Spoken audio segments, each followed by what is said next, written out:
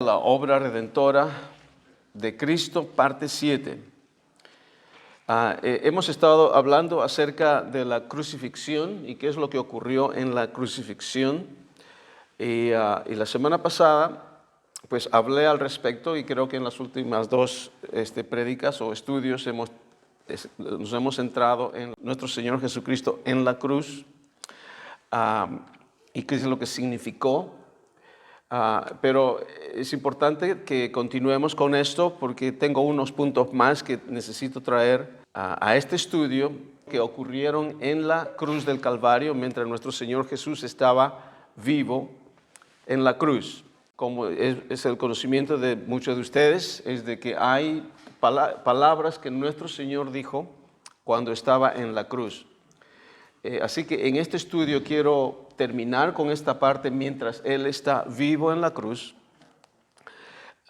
No estudiar todas las palabras que Él ha dicho ahora, porque lo vamos a hacer después, pero lo que sí es de continuar, terminar con lo que dijo nuestro Señor Jesucristo en la cruz y qué es lo que significó, y luego entrar qué es lo que ocurrió cuando nuestro Señor Jesús murió. Como lo he dicho anteriormente, la cruz es pues el centro de la palabra de Dios.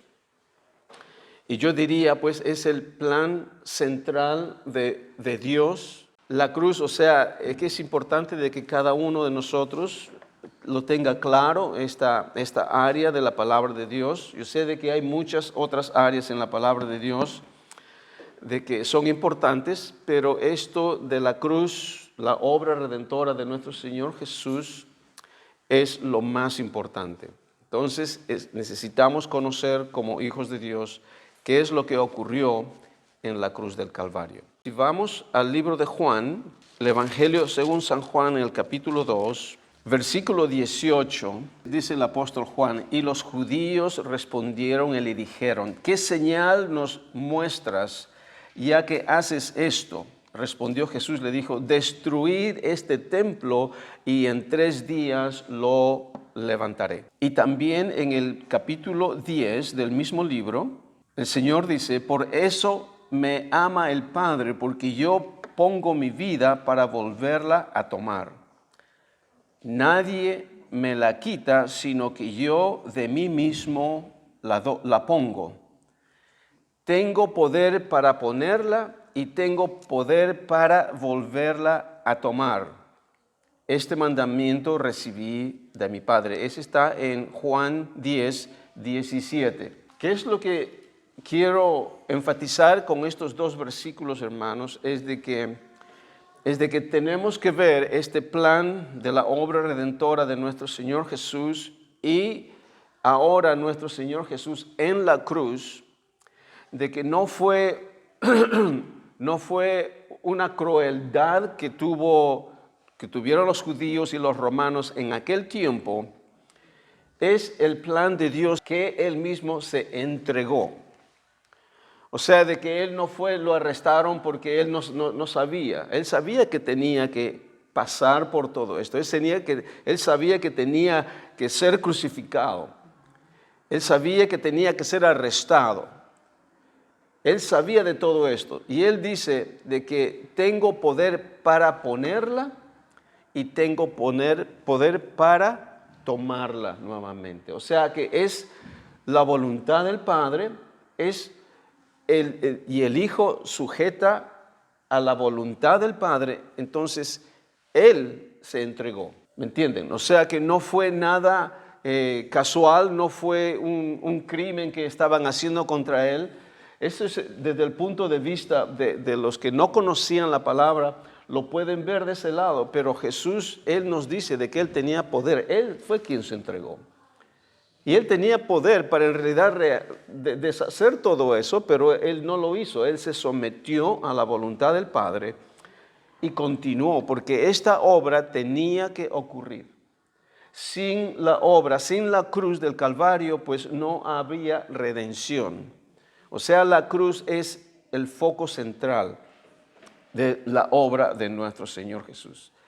Y pongámoslo eso siempre, enfaticemos, tengámoslo presente esto, ¿okay? Porque así vamos a evitar de decir vamos a evitar de tener lástima por nuestro Señor, que pobrecito nuestro Señor Jesucristo tuvo que pasar todo esto por mí. No, Él se entregó.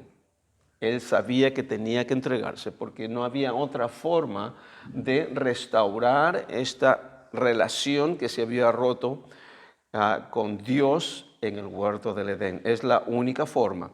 Y obviamente no solamente fue para restaurar esta relación que había con el Padre, con Dios, que se rompió en el huerto del Edén, pero hay muchas otras cosas más que ocurrió en su obra redentora y la cruz es el centro de todo esto. Entonces, ahora, continuando con nuestro Señor Jesucristo, está en la cruz. Hay palabras que nuestro Señor Jesús dijo cuando estaba en la cruz. Lo hermoso que tenemos, mis hermanos, es de que tenemos 4 autores del Evangelio y cada uno de ellos nos trae lo que ellos han visto y lo que ellos han presenciado y le han escuchado al Señor, ¿okay? Y lo que el Espíritu les ha revelado mientras nuestro Señor Jesús estaba en la cruz.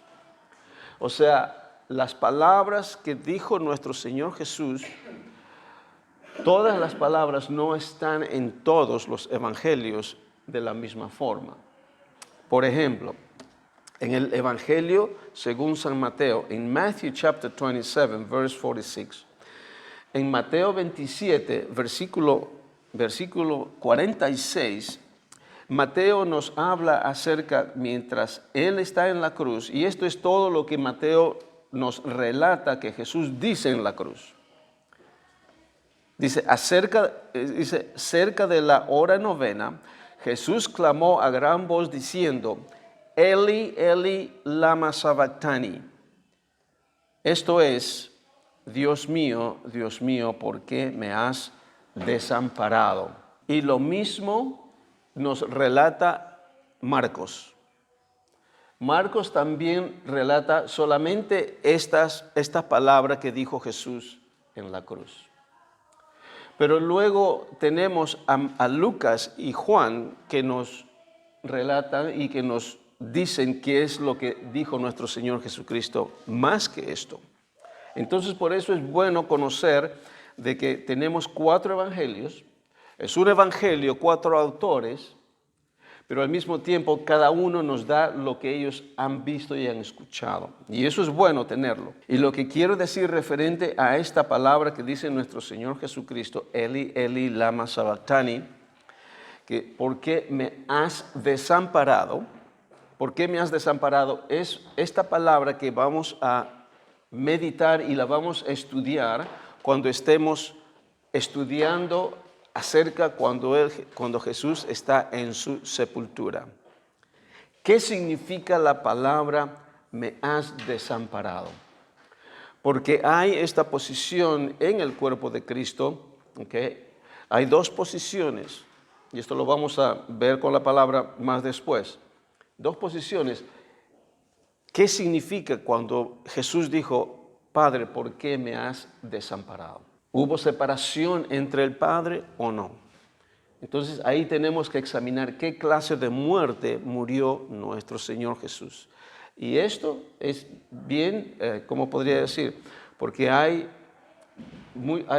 varias posiciones en el cuerpo de Cristo referente a la muerte de nuestro Señor Jesucristo. Porque algunos se preguntan, ¿el Padre estuvo separado del Hijo? Entonces, esto lo vamos a estudiar cuando estemos hablando acerca de su sepultura. En el libro de Lucas, in the book of Luke, the Gospel of Luke, chapter 23, verse 34, Lucas 23, 34, Jesús dice, Padre, perdónalos porque no saben lo que hacen. Esto solamente lo dice Lucas, no lo dice Mateo, no lo dice Marcos, no lo dice Juan, pero lo dice Lucas. Importante. Todas estas palabras son importantes. Y en realidad eso ya sabemos, como lo hemos hablado ya muchas veces, lo hemos también estudiado, referente a esta posición de nuestro Señor Jesús cuando dice, Padre, perdónalos porque no saben lo que hacen. Entonces vemos en esta posición que está nuestro Señor Jesucristo, todo lo que le han hecho, ¿okay? Desde el punto de vista humano, desde el punto de vista secular o desde el punto de vista natural, vemos que ha habido una injusticia, una contradicción contra Él, porque Él no pecó y cometieron todos estos actos contra Él.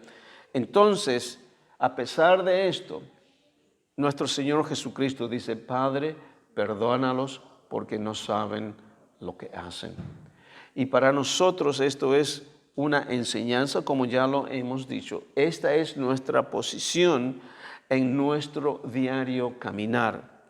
Esta es la identidad que el Señor nos muestra en su palabra, cómo Él vivió en aquel tiempo, a pesar de todas las cosas que le hicieron a Él.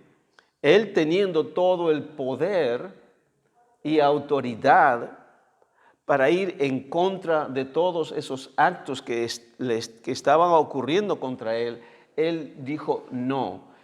¿Por qué? Porque nuestro Señor Jesús realmente conocía lo que el pueblo de Israel en aquel tiempo y el pueblo, los gentiles, Roma en este caso, no sabían. Y cometieron todos estos actos porque esa es la verdad. No saben lo que hacen y no sabían lo que estaban haciendo.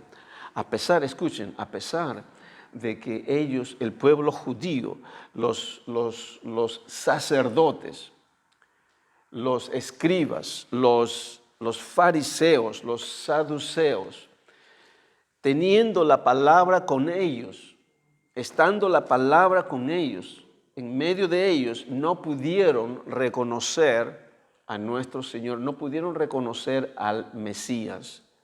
Y esto es triste de poder saber de que hombres de la ley no conocieron cuando Jesús vino, no lo pudieron reconocer. Ok, entonces esto es referente a Lucas, el capítulo 23, 34. Padre, Padre, perdónalos porque no saben lo que hacen, dijo. Ahora, en el versículo 43 de Lucas, versículo 43 del capítulo 23 de Lucas, ¿cómo se llama? Relata lo que dice nuestro Señor Jesús. Dice: de cierto te digo que hoy estarás conmigo en el paraíso. Esta palabra lo vamos a analizar, lo vamos a examinar cuando estemos estudiando Jesús en la sepultura, Jesús en la tumba, en the grave. Porque es importante de saber esto, cuando Él está en la tumba, qué es lo que está ocurriendo en estos 3 días. Y esto lo vamos a utilizar, lo vamos a analizar cuando estemos estudiando ese momento cuando Él está en la tumba. La otra palabra que nos relata el autor Lucas está en el versículo 46 del capítulo 23. Él nos relata que nuestro Señor Jesús dice: Padre, en tus manos encomiendo mi espíritu. ¿Qué significa que Jesús dice al Padre en este momento, antes de morir: en tus manos encomiendo mi espíritu? También es una palabra, un tema, que lo vamos a examinar cuando estemos estudiando la sepultura.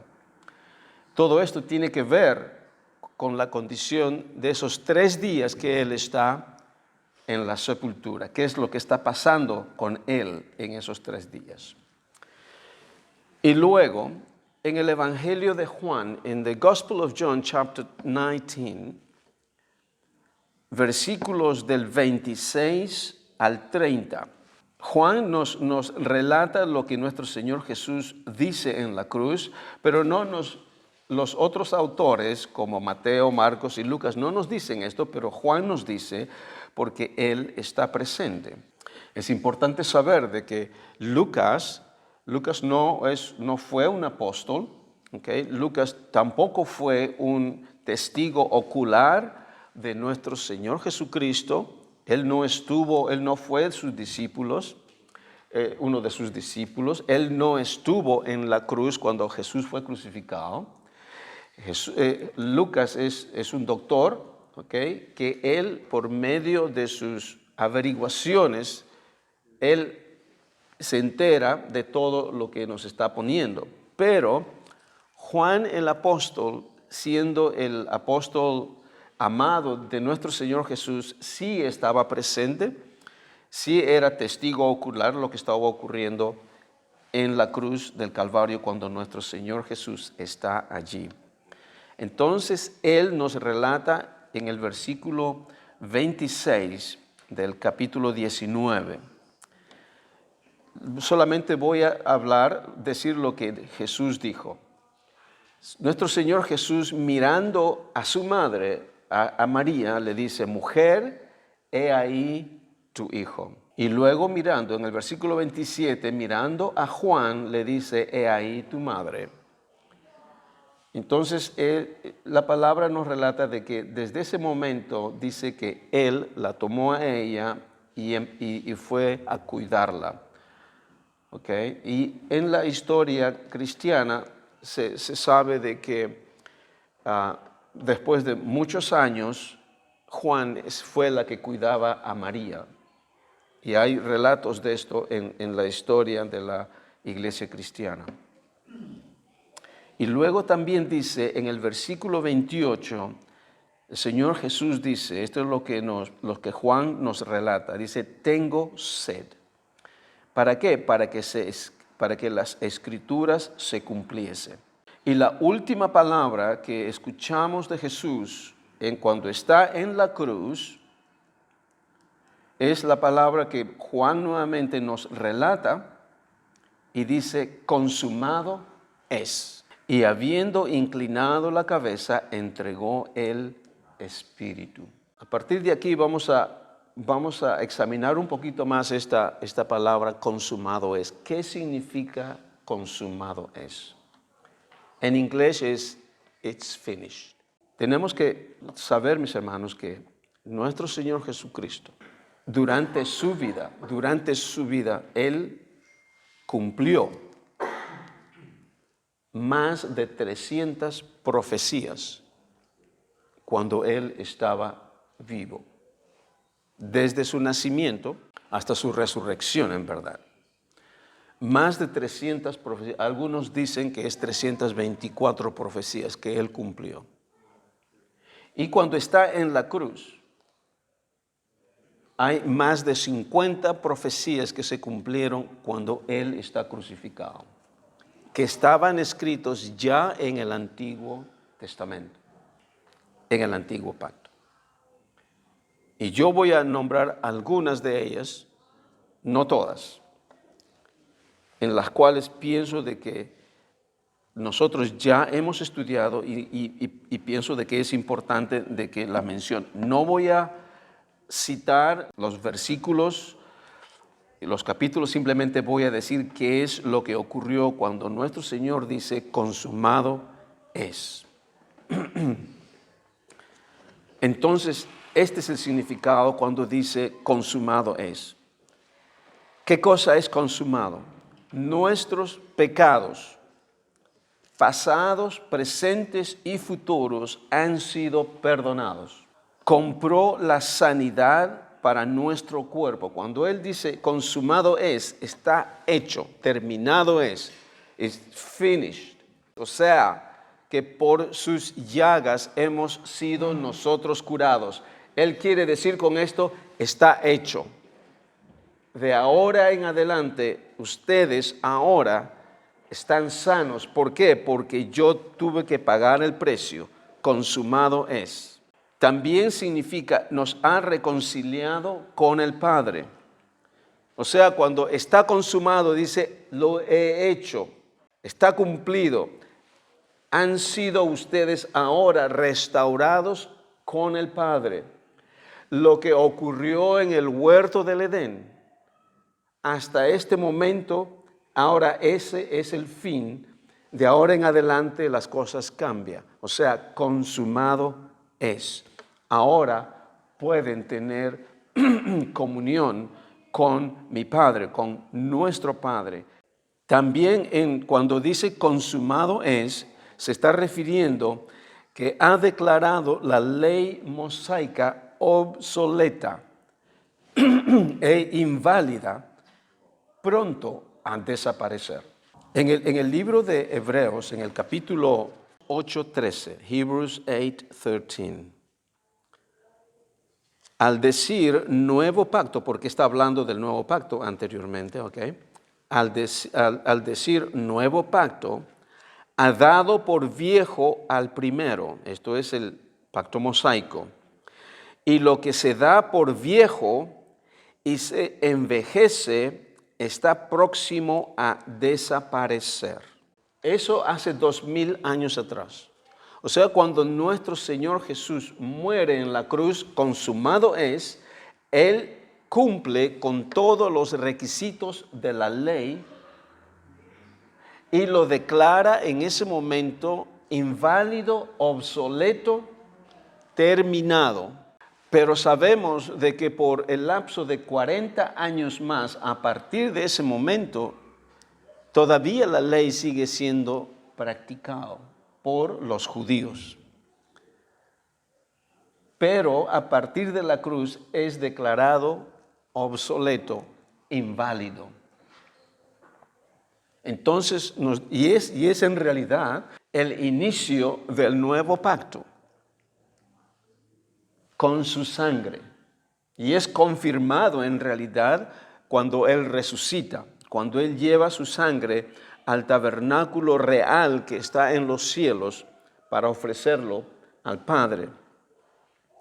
Pero cuando Él muere, por medio de su sangre, Él establece el nuevo pacto. Entonces vemos en la historia del pueblo de Israel, escuchen, pueblo de Israel, los gentiles no están todavía en este momento, es el pueblo de Israel, porque todo empieza con los judíos. Entonces, en este momento Jesús muere, consumado es, se inicia el nuevo pacto, pero el antiguo pacto está vigente. Y por los próximos 40 años, ambos pactos están caminando juntos. Entonces vemos que en el libro de los Hechos vemos esta situación cuando ambos pactos están vigentes. Recién empieza el nuevo y el viejo está terminando. Entonces, ¿cuándo realmente termina el antiguo pacto o el pacto mosaico? Termina con la destrucción de Jerusalén en el año 70. ¿Ok? Pero ya aquí vemos el autor de Hebreos nos relata de que Jesús en la cruz del Calvario lo declara obsoleto, out of date, outdated. Cuando dice consumado es la crucifixión y muerte del viejo hombre.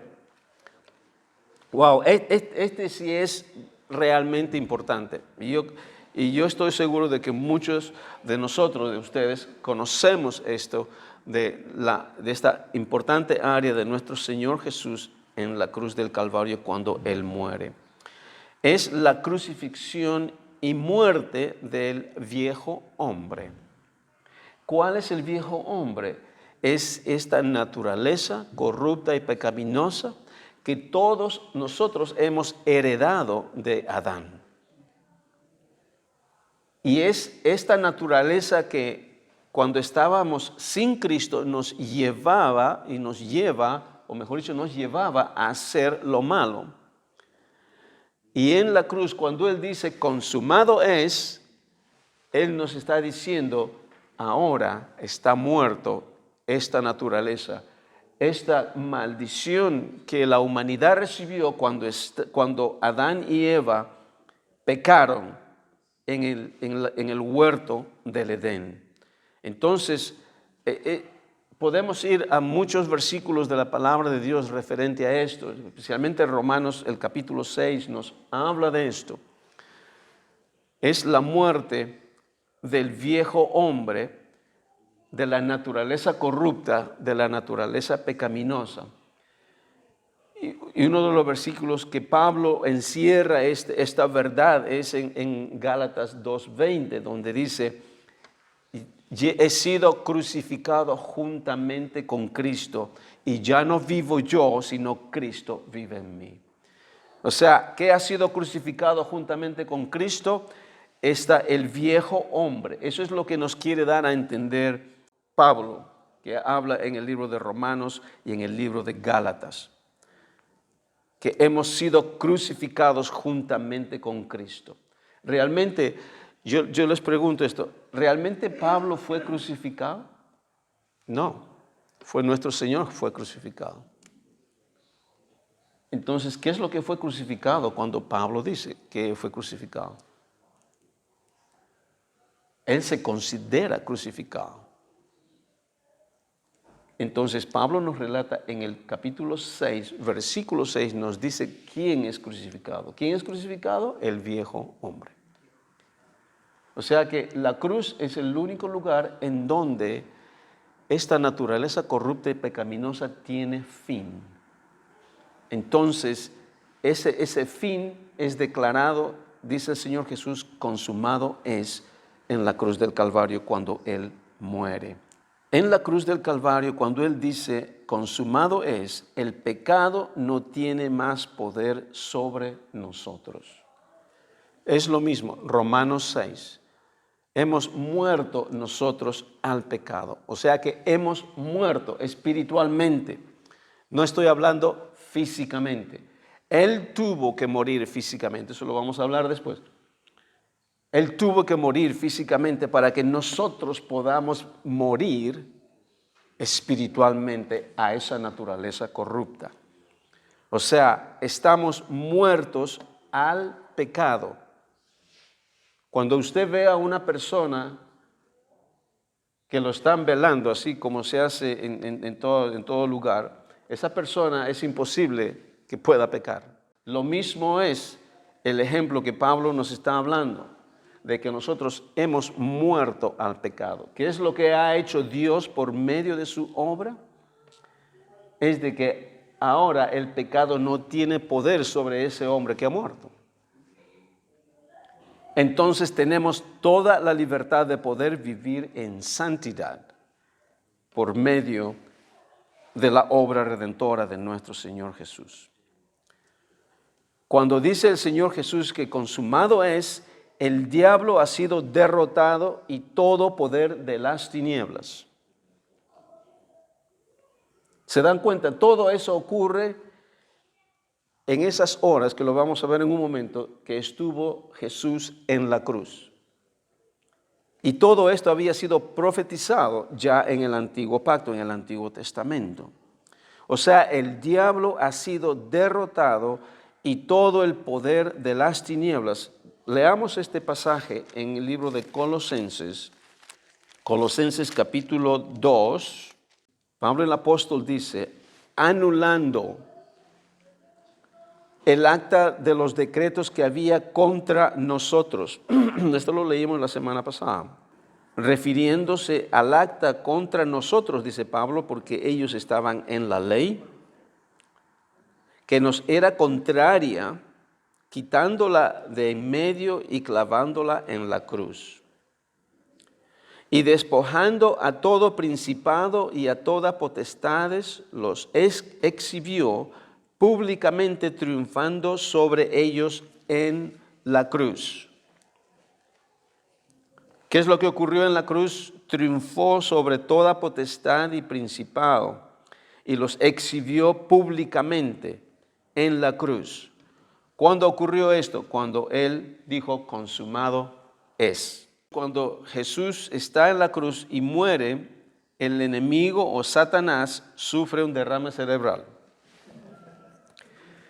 Jesús le aplasta la cabeza.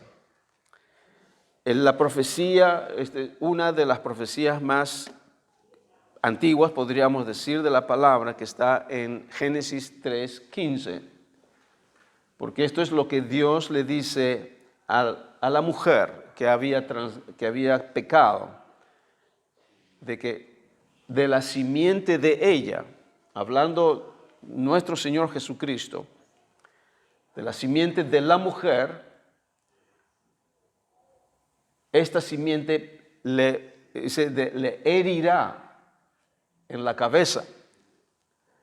Y la serpiente dice, lo herirá a Jesús en el calcañar, en el talón. O sea, su poder es despojado, su autoridad es despojada, porque hasta ese momento él tenía el poder que había sido delegado por Adán en el huerto del Edén. Entonces, todo esto se cumple en la cruz del Calvario cuando nuestro Señor Jesucristo dice, consumado es. Nuestro Señor Jesucristo dice, consumado es, al perfecto sacrificio que fue cumplido en la cruz del Calvario. Como sabemos, hermanos, de que durante 1400, para ser más exacto, 1460 años, hasta este momento que nuestro Señor Jesucristo está en la cruz del Calvario, que es el tiempo de duración del antiguo pacto, de la ley mosaica. Todo lo que ocurrió en estos 1460 años es un tipo y la sombra de lo que iba a ser, y todos los sacrificios que ocurrieron en el antiguo pacto era un tipo y una sombra de lo que iba a ser en nuestro Señor Jesucristo. Entonces, Él cumple esta profecía. Él cumple y dice, consumado es el perfecto sacrificio de una vez y para siempre, es cumplido, es consumado, está hecho. Ya no más sacrificios. Usted se da cuenta la cantidad de animales a través de la historia de Israel que ellos sacrificaban con ese fin. Cuando Salomón inauguró el templo, ¿usted sabe cuántos animales mataron o sacrificaron en ese tiempo? Más de 1000 animales sacrificaron cuando inauguraron el templo. Y esto pues Dios, es instrucción de Dios para que lo hagan, porque el sacrificio tenía un significado especial. La sangre tenía un significado especial. Pero ahora es la sangre de nuestro Señor Jesús una vez y para siempre. Ahora podemos tener esa seguridad de que esa sangre preciosa de nuestro Señor Jesucristo tiene poder para limpiarnos de todo pecado, para redimirnos de todo pecado. Hay poder en la sangre de nuestro Señor Jesucristo. No hay nada más poderoso que su sangre derramada por nosotros. Fue el perfecto sacrificio. Cuando dice el Señor Jesús, consumado es, el antiguo pacto declarado inválido nuevamente. Dijimos anteriormente acerca de la ley. Todo esto es junto, la ley, el pacto, el templo, los sacrificios, las fiestas, los ritos, las costumbres, las tradiciones, todo esto es parte del mundo de Israel. Escuchen esto, y es por ello que la palabra nos habla de un nuevo cielo y una nueva tierra. Todas estas cosas que significaban para el pueblo de Israel eran el cielo y la tierra. Pero todo esto tenía que tener un fin, tenía que tener un tiempo, porque eso es lo que la palabra del Señor dice, de que Dios agregó la ley por un tiempo, hasta que viniese la fe, nos dice Gálatas en el capítulo 3. Hasta que viniese Cristo. Pero una vez Cristo ha venido ahora, entonces todo está consumado. O sea, ese viejo mundo, ese viejo cielo ha terminado y ahí, de aquí en adelante empieza un nuevo cielo y una nueva tierra.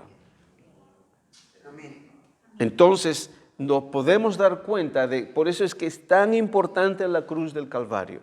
No fue un lugar donde padeció y sufrió pobre nuestro Señor Jesucristo. No, tuvo que cumplirse y Él sabía que tenía que hacer esto. Cuando Él dice consumado es el comienzo, o sea, Él declara viejo al antiguo y empieza el nuevo pacto. Cuando Él dice consumado es, algo más queda terminado y consumado en este momento, es el fin de la ley del pecado y de la muerte, como lo hablamos la semana pasada. ¿Dónde empezó la ley del pecado y de la muerte? Empezó en el huerto del Edén. Esto no es la ley mosaica. Esta es la ley del pecado y de la muerte que introdució Adán en la humanidad. Y porque Él lo introdujo, todos, dice en Romanos 5:12, nos habla de que porque uno murió, todos hemos muerto, todos hemos heredado esa maldición, todos hemos heredado esa naturaleza corrupta. Entonces ahora en la cruz del Calvario nuestro Señor Jesús dice, consumado es, no más. Esa ley ha muerto ahora. Y en ese mismo momento, la sangre de nuestro Señor Jesucristo nos limpia de toda conciencia de pecado.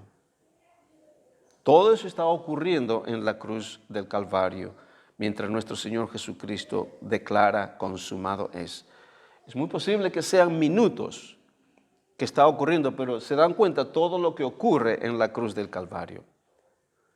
O sea, había más de 300 profecías que Jesús lo cumplió en toda su vida, pero alrededor más de 50 cuando está en la cruz.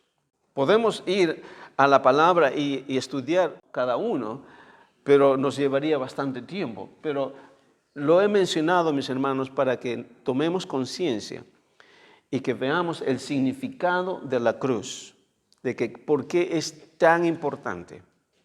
Lo importante que hablemos es de que la cruz ya no está nuestro Señor Jesús ahí. ¿Okay? Él ya no está, porque Él está sentado a la diestra del Padre. Ok, esto es referente mientras nuestro Señor Jesucristo está vivo en la cruz y esta es su última palabra, consumado es. Ahora nuestro Señor Jesucristo muere y dice, consumado es, y habiendo inclinado la cabeza, entregó el Espíritu. Importante de que se acuerde de esto, dice, entregó el Espíritu. Está hablando de su espíritu humano, no está hablando del Espíritu Santo. Jesús tenía un alma, tenía un espíritu y tenía un cuerpo. O sea, en este momento cuando Él dice, consumado es, y entregó el Espíritu, entonces su cuerpo muere. Cuerpo físico muere. Eso es lo que ocurre cuando una persona muere. Okay, un cristiano muere. Nuestro cuerpo físico muere, pero nuestro espíritu permanece vivo todavía. Lo importante es de ver de que cuando Él muere, ¿a dónde va su espíritu? ¿Qué es lo que está ocurriendo en esos 3 días? Eso lo vamos a ver cuando estudiemos Él en la sepultura. Ahora, nuestro Señor Jesucristo muere. ¿Qué es lo que ocurre cuando Él muere? Porque también esto es importante. Algo ocurre cuando Él muere. Consumado es y entregó el Espíritu y ¡boom! Ocurren cosas cuando Él muere. ¿Cuándo murió nuestro Señor Jesucristo? ¿Cuándo y a qué hora? ¿A qué hora murió nuestro Señor? La palabra es bien clara en esto. Hay algunos autores que dicen que es difícil de determinar, pero cuando uno lee la Biblia, nos declara muy, muy claro. Por ejemplo, en Matthew chapter 27, verse 45, Mateo 27, 45, el autor nos dice, y desde la hora sexta hubo tinieblas sobre toda la tierra hasta la hora novena. Versículo 46. Cerca de la hora novena, Jesús clamó a gran voz diciendo, Eli, Eli, lama sabactani. Esto es, Dios mío, ¿por qué me has abandonado? O sea, y luego en el versículo 62 del mismo capítulo de Mateo, el autor dice, al día siguiente, que es después de la preparación, o sea, ¿cuándo murió nuestro Señor Jesucristo? Murió el día de la preparación. Lo mismo nos dice Marcos y lo mismo nos dice Lucas. El día de la preparación. ¿Cuál es el día de la preparación? Es el día viernes. ¿Preparación para qué? Porque el día siguiente es el sábado, el Sabbath, el día de descanso. Entonces, Jesús tenía que morirse inmediatamente, rápido, porque ellos no querían que continúe por mucho tiempo en la cruz, porque ellos tenían que preparar, porque ellos preparan a partir de las 6 de la tarde del día viernes, empiezan a preparar todas las cosas que ellos tienen que hacer en el día, las preparaciones para el día de descanso, porque durante el día de descanso ellos descansan, no trabajan. Entonces se tenía que hacer muchas cosas en esa tarde. Entonces, de acuerdo a la palabra de Dios, dice Marcos en 15:25, era la hora tercera cuando le crucificaron. O sea, cuando Jesús lo pusieron a la cruz, ¿a qué hora?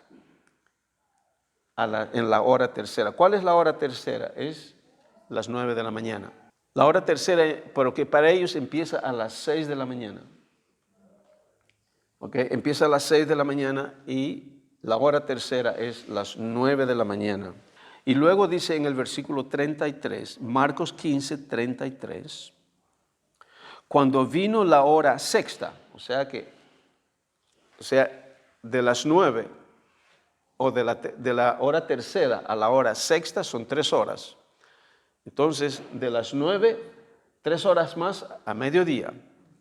A las 12 del mediodía, ¿qué es lo que ocurrió en el mediodía? Hubo tinieblas sobre toda la tierra, hasta la hora novena. O sea, desde las 12 hasta las 3 de la tarde hubo tinieblas. ¿Cuánto tiempo estuvo Jesús en la cruz? De las 9 hasta las 3 de la tarde, 6 horas.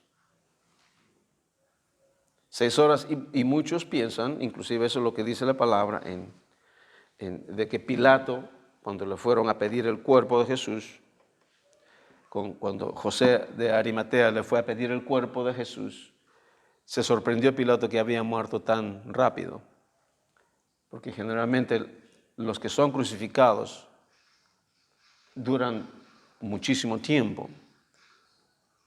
En el caso de nuestro Señor Jesucristo, con los 2 ladrones que estaban al costado de ellos, porque ya se acercaba la tarde del día viernes, para el descanso del día siguiente, ellos querían terminar cuanto antes. Por eso es que a los ladrones le rompieron los huesos de las piernas para que mueran más rápidamente por asfixión, o sea, no podían respirar.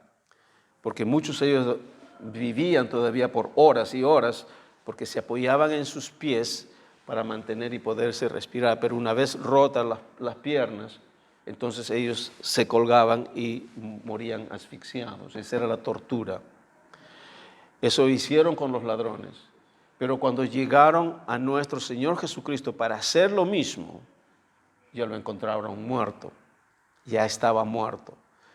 Entonces eso también tiene un significado, porque la palabra dice para que se cumpla las profecías de que no le rompieron los huesos. Entonces esa profecía se cumple también en su muerte.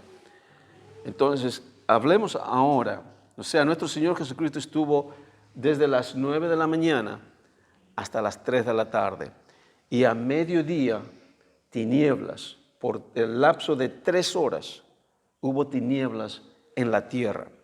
Ahora, yo no he examinado en realidad si la palabra tierra, que dice la palabra del Señor, se refiere a todo el planeta Tierra. Lo voy a estudiar y voy a ver con mayor claridad, porque en griego se utilizan diferentes palabras para describir lo que es tierra. Es muy posible que sea la región, porque la palabra puede ser ukemene, creo que esa es la palabra en griego, que significa territorio, de ese lugar. Entonces, eso es lo que ocurrió, o sea, hubo tinieblas en aquel momento.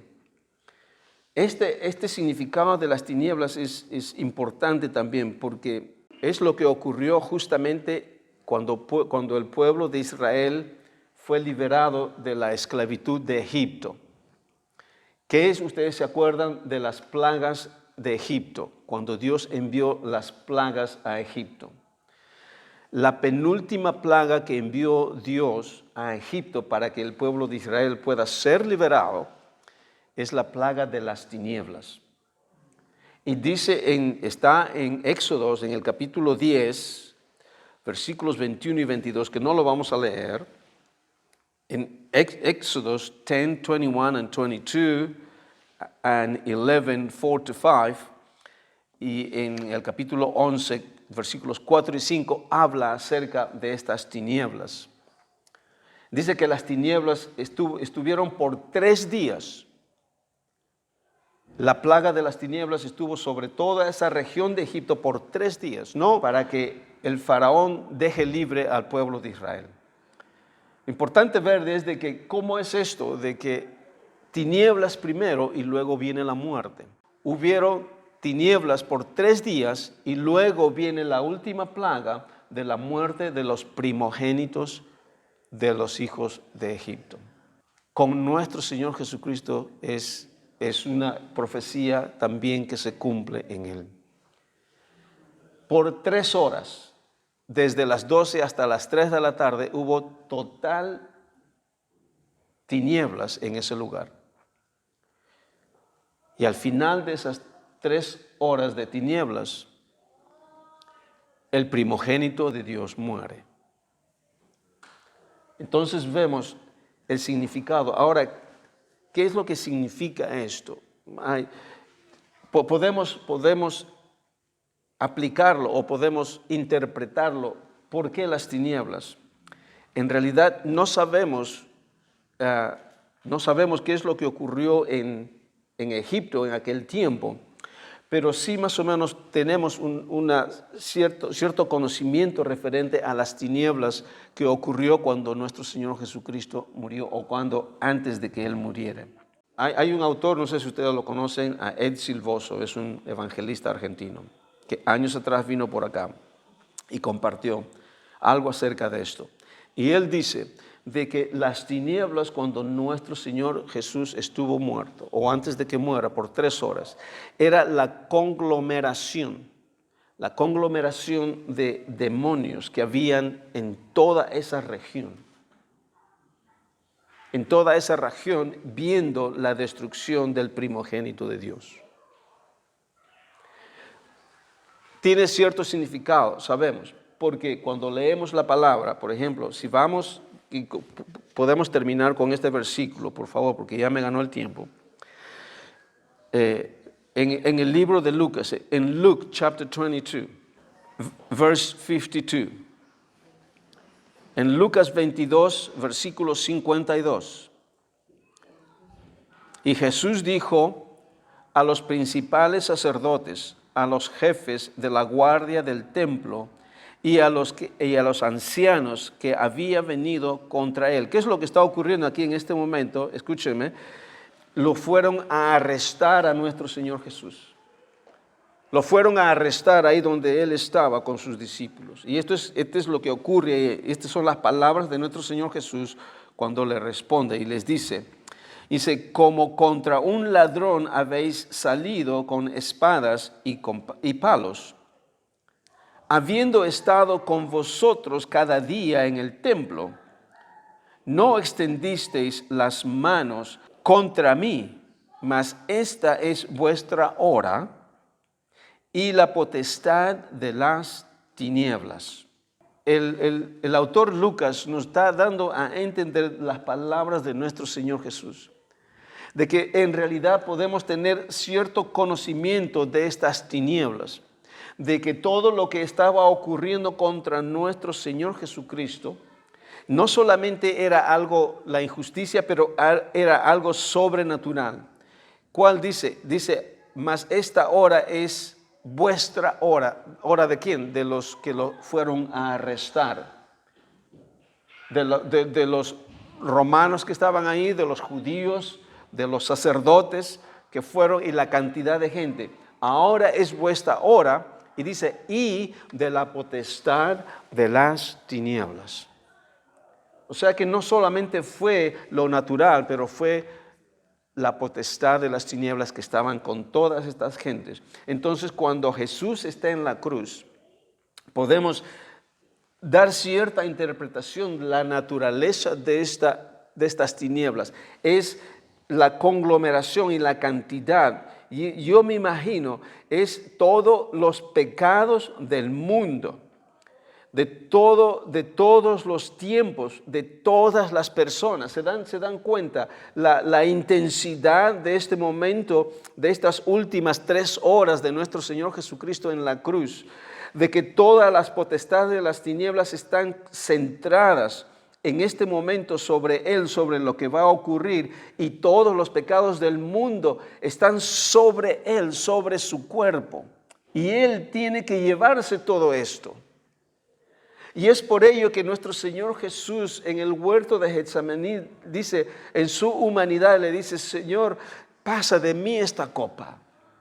Pero Él se da cuenta que Él tiene que someterse a la voluntad de Dios y continuar, porque si no, no hay liberación, no hay redención. Se pueden dar cuenta de la intensidad del poder de las tinieblas, y yo ya me imagino, ellos decían en lo espiritual, aquí lo tenemos a que todo el mundo estaba esperando, ahora es nuestro momento de destruirlo. Pero no se dieron cuenta de que lo que ellos estaban viendo, la destrucción del primogénito de Dios, es la destrucción de ellos mismos. Porque no tenían el conocimiento, porque solamente el enemigo puede ver las cosas del hombre, no las cosas de Dios. Entonces vemos el poder, mis hermanos, de lo que ocurre en la cruz del Calvario. Podemos seguir hablando de esto, porque no solamente hay tinieblas, pero hay terremotos, pero también hay los santos del antiguo pacto, del Antiguo Testamento. Dice que las tumbas se abren y salen. Todas estas cosas ocurren en ese momento que nuestro Señor Jesucristo expiró su espíritu. El significado de la muerte de nuestro Señor Jesús. Entonces, a partir de la próxima semana, vamos a centrarnos entre qué es lo que ocurrió cuando nuestro Señor Jesucristo está en la tumba por 3 días y 3 noches. Importante, porque este es un tópico, este es un tópico bien, ¿cómo podría decir? No, delicado, porque han nacido ciertas doctrinas hablando de la naturaleza de este tiempo, de estos 3 días que nuestro Señor Jesús está en la tumba. Entonces, quiero pues que prestemos atención en este próximo tópico, porque hay muchos movimientos en el cuerpo de Cristo el día de hoy que se han apartado en realidad de la palabra de Dios y han empezado a crear doctrinas que no están de acuerdo a la palabra de Dios, y de ministerios que son bien conocidos en el mundo cristiano. Así que lo vamos a estudiar la próxima semana. Padre, te damos gracias por tu palabra, por el estudio del día de hoy. Señor, oramos en el nombre de Jesús, de que esta palabra, Señor, pueda ser, Señor, grabada, hecha carne en nuestro ser, y que podamos, Señor, realmente tomar conciencia de la naturaleza y de la realidad de tu muerte en la cruz del Calvario. Y te damos gracias, Señor, porque es por medio de la cruz, por medio de este sacrificio único y una vez para siempre, que podemos ahora gozar de una vida nueva. Señor, libres de pecado. Señor, en pleno gozo y en plena certidumbre de tu presencia en nuestras vidas. Gracias, Padre. Te damos toda la gloria y la honra en el nombre de nuestro Señor Jesús. Amén. Amén.